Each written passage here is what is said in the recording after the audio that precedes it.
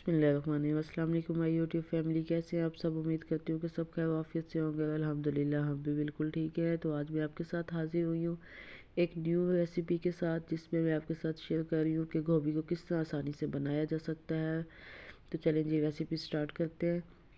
यहाँ मैंने एक पैन के अंदर तकरीबन 6 से 7 टेबल स्पून भर के ऑयल के लिए थे, इसको गर्म होने के लिए छोड़ दिया था। इसके अंदर अब मैंने किया 1 अदद प्याज और इसको मैंने बारीक बारीक चॉप कर लिया था। इसको मैंने ऐड करने के बाद इसको हल्का हल्का ब्राउन करना है।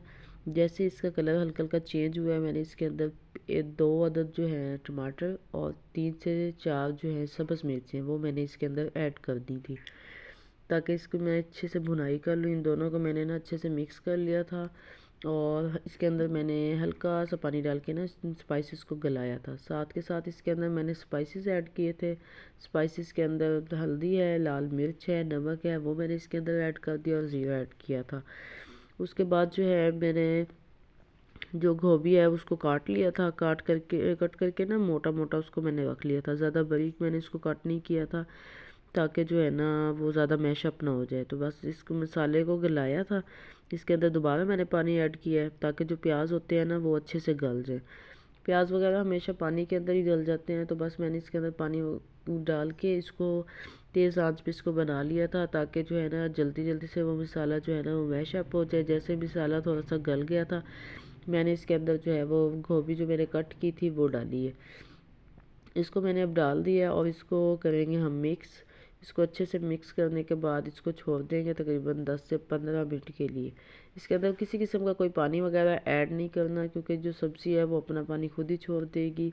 अगर हम इन सब्जियों के अंदर पानी वगैरह ऐड कर देते हैं ना, तो इनका सारा टेस्ट वगैरह जो होता है वो बिल्कुल ख़राब हो जाता है और ज़रा भी अच्छी नहीं बनती। तो इसीलिए सब्जियों में बिल्कुल पानी वगैरह ऐड नहीं किया करें, उनको अपने ही पानी में गलने के लिए छोड़ दिया करें। तो यहाँ मैंने जो है ना इसको पानी वगैरह तो ऐड किया नहीं, तो इसको मैंने अच्छे से मिक्स किया था और इसके ऊपर ढक्कन दे के ना मैंने तकरीबन 15 से 20 मिनट के लिए छोड़ दिया था। फिर मैंने इसको अच्छे से मिक्स किया। 15 मिनट के बाद जब मैंने चेक किया तो जो गोभी थी ना वो अच्छे से मैशअप हो चुकी थी। ये देखिए इतनी ज़बरदस्त से ये गल गई थी ना, और थी भी मोटी मोटी। ये नहीं था कि बिल्कुल इसका वो निकल आए जी, बिल्कुल मैशअप हो जाए, इस तरह नहीं था।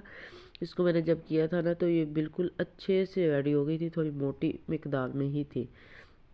बस फिर जब मैंने इसको अच्छे से इसकी भुनाई की, ऑयल वगैरह सेपरेट हो गया, तो बस इसके ऊपर मैंने खुश्क धनिया डाली और उसके बाद मेरे पास सब्ज़ धनिया थी, उनको मैंने छोटा छोटा काट के वो इसके ऊपर डाला और इसको अच्छे से मिक्स कर लिया।